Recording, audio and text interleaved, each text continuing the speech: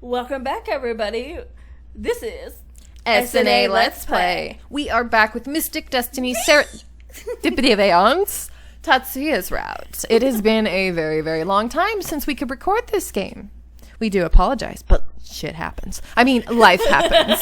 So, let's just go. Yeah. We are super duper crazy right now. So, if it gets like cray cray, you'll know why. Okay. Just take her to the dojo with you.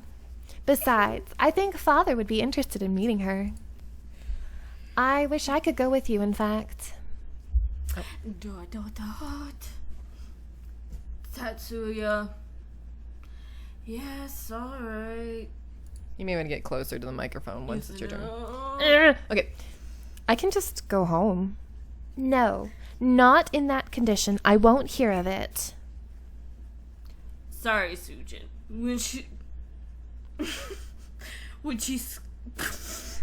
This is the second time we've tried to record this part, and she can't say Chisaki. When Chisaki makes up her... Spit on me. God. Sorry, Suji. When Chisaki makes up her mind, that's the end of it. Yay, you got it. Resigned, I stand up and take my plate to the sink. Am I just back to being a burden again? Even after last night? Everything was fine before Haruna. Ugh, what am I thinking? I shake my head, trying to shake loose these ridiculous thoughts, but I can't shake the feeling that Tatsuya doesn't want me there. Mr. Yukimura was indeed right when he said I could not change Chisaki's mind. Despite my protests, I ended up in my freshly laundered clothes from yesterday, off to see Tatsuya's grandfather. I'll give you one warning. My father... Oh, wait. It's supposed to be Chisaki. I'll give you one warning. Take my father very seriously. Those were the words of advice Chisaki had given me as I said goodbyes to the Yukimura couple, who had so kindly helped me. Maybe it was supposed to help somehow, but I just ended up nervous in the end. Girl, you're breathing in the microphone. Tatsuya at my side. Tatsuya at my side has been as quiet as ever. His mood seems somehow grim, too. I sigh, feeling my tired body ache from yesterday. I want to ask about Haruna, but it's not like I can just blurt that out right now. Things would get so awkward. Instead, I decide to ask about the scary grandfather of his. So, what's your grandfather like? What kind of dojo is this? Derp. Tatsuya looks at me and pushes up his sliding glasses. Oh, of course, that's so nerd. Push it up. The Yukimura dojo has been around for centuries. We specialize in teaching offensive ice attacks, particularly with sword fighting styles. Kenjutsu. He's been teaching me since I was maybe 4 or 5. So now I help him out as an instructor there when I can. Wow, you do so much. You must never have time to relax. And now you work at Veritas too? I'm the eldest son, so I have a lot of responsibilities. If I don't do them, who will? Me. No, just kidding. For just a moment, I remember last night. How I understood exactly how Tatsuya feels. The sense of responsibility he feels. Tatsuya takes a deep breath in and exhales. As for what my grandfather's like, his name is Daichi. That's what I was thinking. It's Daichi. Daichi Yukimura. He is an intense man. Wait till you meet him. Everything he does to the extreme. He doesn't tolerate deviation unless you're strong enough to overcome him. And he's generally traditionalist, believes in the family, the clan, being respectful to women. But at the same time, he married my grandmother, a phoenix, against the clan's wishes. Tatsuya shakes his head. he is hard for me to understand, even though I've known him all my life. So you two must be very close then. Tatsuya nods. Grandfather is he's the one person I admire most. I may not understand him all the time, but I completely respect him. Tatsuya says it so firmly that I can feel that he does. Still, now I feel even more nervous about meeting him. Without any way out of the situation, I resign to calming my nerves for the rest of the walk. We walk into the dojo and see that it is full of people in blue gis and hamakas? Hakamas, I think? Hakamas getting ready for practice. A man with long blue hair is staring at us as soon as we get in. That's gonna be great. You'll see. I look around nervously, expecting Grandpa Yukimura to pop out of nowhere.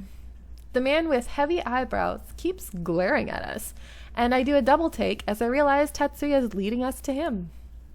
That's Grandpa. Oh my. Okay. You're late today. Class begins in 30 minutes. Sorry, Grandfather. I wasn't expecting to have to take her. Grandfather?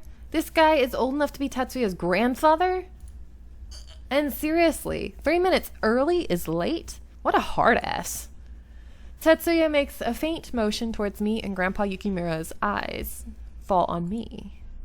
I gulp, feeling the strength of those piercing blue eyes boring into me. As he examines me, I notice that I can feel an intensity in the air. This must be his aura. Maybe it's even his magic. I've never felt anything like this before. This is Sujin's Shinomura. He used my real last name. I swallow again when I realize that this man probably thinks of me as an enemy too. I don't want to be his enemy. Why are you trying to make me look bad, Tatsuya? She's my partner. The one Mother told you about. The one I have a crush on, but I can't say anything because I'm too wimpy to say something. Yeah. Father and Mother both told me to take care of her today, since she's not feeling well after a power outburst. Tatsuya's voice wavers a bit at the last part, but I'm too busy enduring his grandfather's harsh gaze. Grandpa Yukimura finally gives one swift nod before finally glancing at Tatsuya. Ugh, finally. Felt like I was going to collapse. Oh, wait. That's a grandpa. His name's not Yukimura. That's supposed to be me. But I think that's an error, because his name's not Yukimura. It's Daichi. Wait, yes it is. Frick, what's wrong with me? Okay, never mind. Whatever. I for some reason, you know why? It's because on my channel when I play Hakuoki, my character's name is Chizuru Yukimura. So that's why I'm confused. Okay. Because the main character's name is Yukimura. So, I mean... Okay. You're supposed to be helping Shinomura. Yes. Closer, girl. Why is it that she suffered a loss of control then? I wasn't doing my job well enough. In a very small voice, Tatsuya adds. In fact, I caused it. Grandpa Yukimura doesn't say anything, but I know from first-hand experience that his glare is probably making Tatsuya want to melt into the ground. Tatsuya doesn't even meet his eyes. After a moment, Grandpa Yukimura turns around and walks off. I exhale, sagging from the tension in the air and the breaths I didn't know I was holding. I did that all in one breath. That didn't work well. Tatsuya seems to relax as well. He begins to walk off too, but I grab his shoulder. What is it? Oh, I forgot to introduce you. It's already obvious, but that was my grandfather. Daichi Yukimura. No, it's not that. It's, what should I do? Where should I go so I won't be in the way? Just stand off to the side and try not to get hit by anything. Hit by anything? Tatsuya nods and shakes off my hand. Left alone amidst all the motion, I decide to retreat to the furthest corner away from the group as possible. I wonder what he helps with around here anyway. I look at the group of people lining up with swords sheathed at their sides. Are some of those people children? The children in question all have blue hair, though, and I realize they must be half-dragons, too.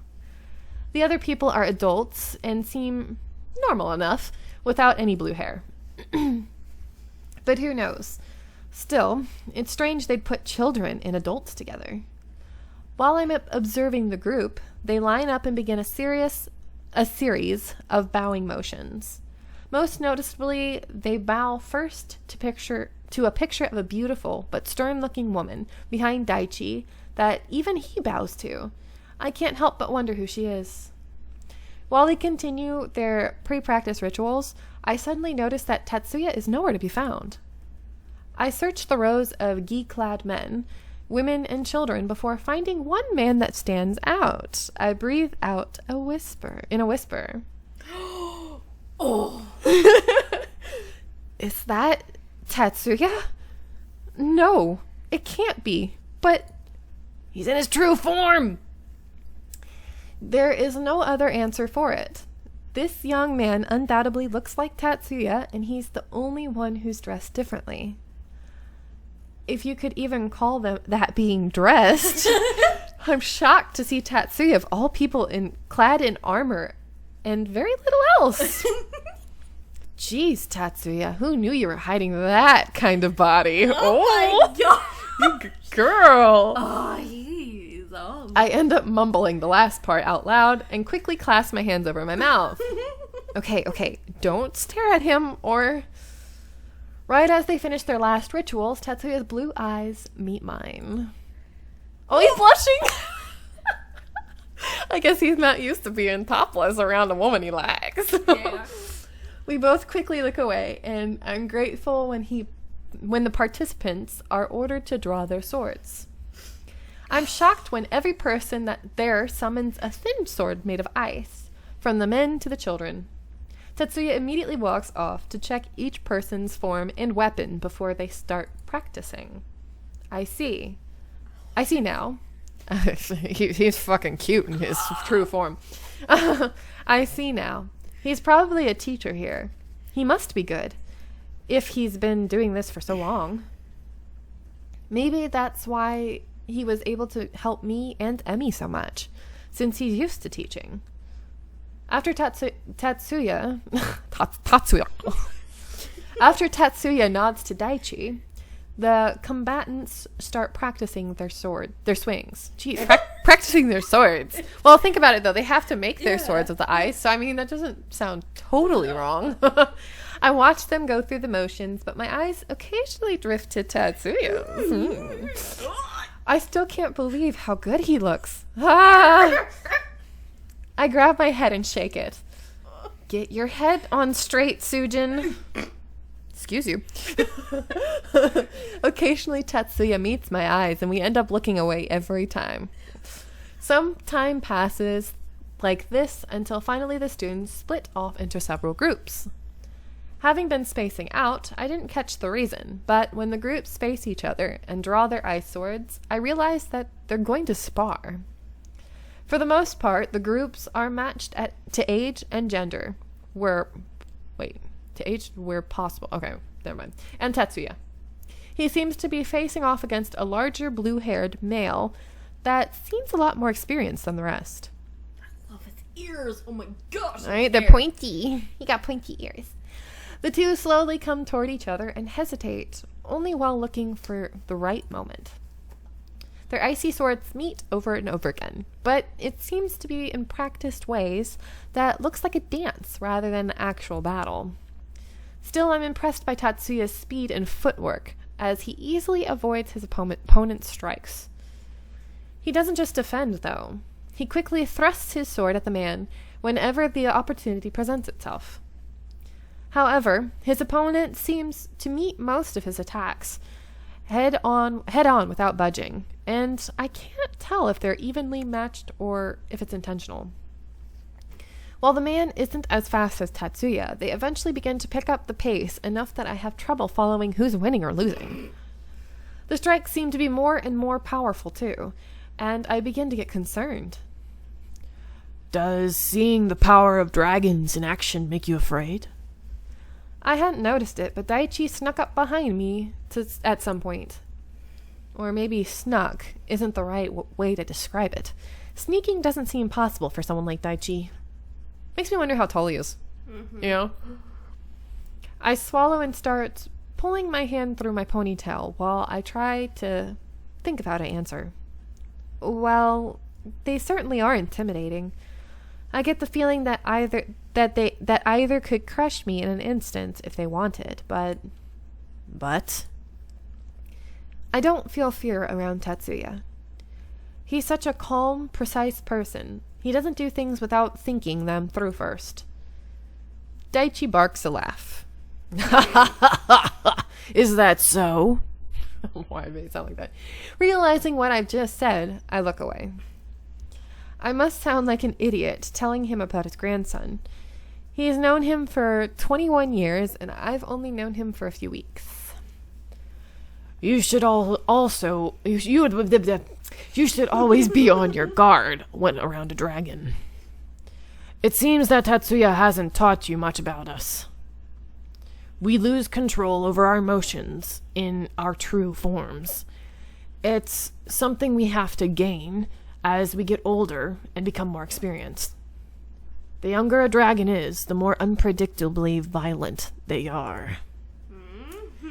Even as we speak, Tatsuya is no doubt losing the small amount of control he has learned up to this point. I glanced at the heated sparring match between Tatsuya and his opponent. Are we not supposed to be worried about that? Just how bad can this get? I see. I didn't know that. I don't know anything about dragons much. Tatsuya doesn't tell me anything more than what I need to know. He's always been a quiet boy, but I think his way of thinking is far more efficient than mine. Daichi laughs again. My wife says I ramble too much, but I've got 70 years of experience, so why not talk about it? 70? He doesn't look more than 50. He doesn't. I know, right? So I take it you've never heard the story of the Dragon Mage War, then? I shake my head, bewildered at the idea that there was some war ordinary humans had no idea about. We're going to let you guys go here because we don't want to get into something too deep when we're going to be leaving in like 2 minutes. Yeah. So I hope you are enjoying. We do, right? Yes. We hope you're enjoying. You better be. No. Anyway, we'll see you in the next one. Bye.